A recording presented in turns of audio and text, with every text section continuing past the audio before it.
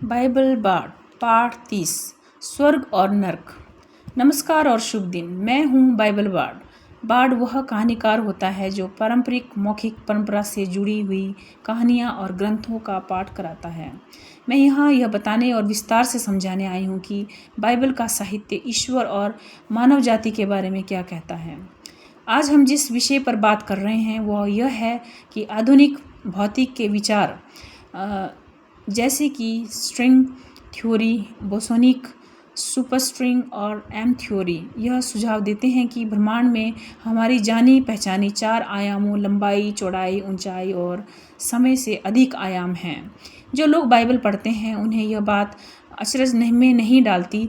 Hebrew शास्त्रों में ईश्वर और स्वर्गदूत हमारे 4 आयामी जगत में प्रकट होते हैं और फिर अदृश्य हो जाते हैं। इसका मतलब यह है कि वे किसी अन्य आयाम से आते हैं और वहां लौट जाते हैं। यहाँ कुछ उदाहरण दिए गए हैं। दूसरा राजा 2:11। जब वे दोनों बातें करते हुए आगे बढ़ रहे थे तब अचानक आग की एक रथ और आग के घोड़े प्रकट हुए और दोनों को अलग कर दिया और एलिया बवंडर में स्वर्ग चला गया। जब रथ आया और एलिया उसमें चढ़ा तब वह हमारे आयाम से किसी और आयाम में चला गया। न्यायियों 6:20। तब यहोवा के दूत ने अपनी हाथ की छड़ी से उस मांस और अख़मीरी रोटियों को छुआ और चट्टान में से आग निकली और उस मांस और रोटियों को भस्म कर दिया। फिर यहोवा का दूत दृष्टि से लुप्त हो गया। अगर यह विवरण शाब्दिक है तो यह स्वर्गदूत एक आयाम से दूसरे आयाम में चला गया। लूका 24:51। जब वह उन्हें आशीर्वाद दे रहा था तभी वह उनसे अलग हो गया और स्वर्ग को उठा लिया गया। देखें प्रेरितों के काम 1:9-10, मरकुस 16:19। मध्यकालीन सोच में स्वर्ग ऊपर माना जाता था, लेकिन बाइबल के अनुसार यह एक समांतर आयाम हो सकता है। यीशु बादलों तक चढ़ते हैं और फिर अदृश्य हो जाते हैं ताकि प्रथम शताब्दी के लोग इसे समझ सकें। प्रकाशित वाक्य 21:1-10। फिर मैंने एक नया स्वर्ग और एक नई पृथ्वी को देखा, क्योंकि पहला स्वर्ग और पृथ्वी जाती रही थी और वहाँ कोई समुद्र ना था। और उसने मुझे परमेश्वर की ओर से स्वर्ग से उतरते हुए पवित्र नगर यरूशलेम को दिखाया, जो परमेश्वर की महिमा से जगमगा रहा था। वह नगर चौकोर था, जितनी लंबाई उतनी ही चौड़ाई।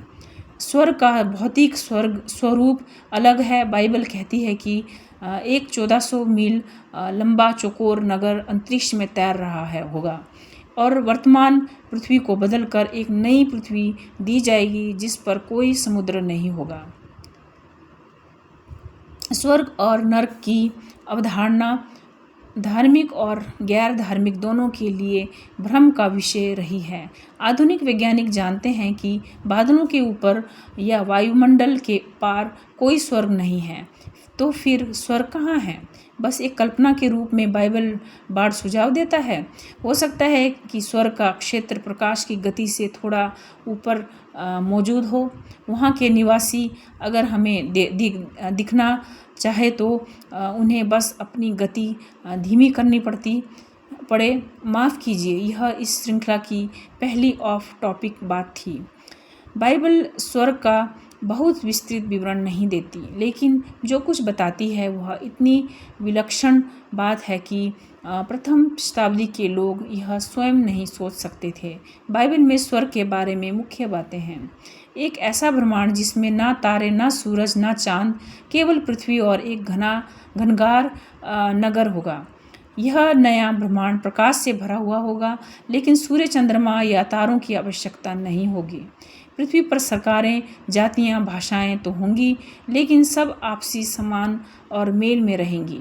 नैतिक दृष्टिकोण से स्वर्ग में कोई भी ऐसी बात नहीं हो सकती है जो परमेश्वर की नैतिकता से असहमत हो।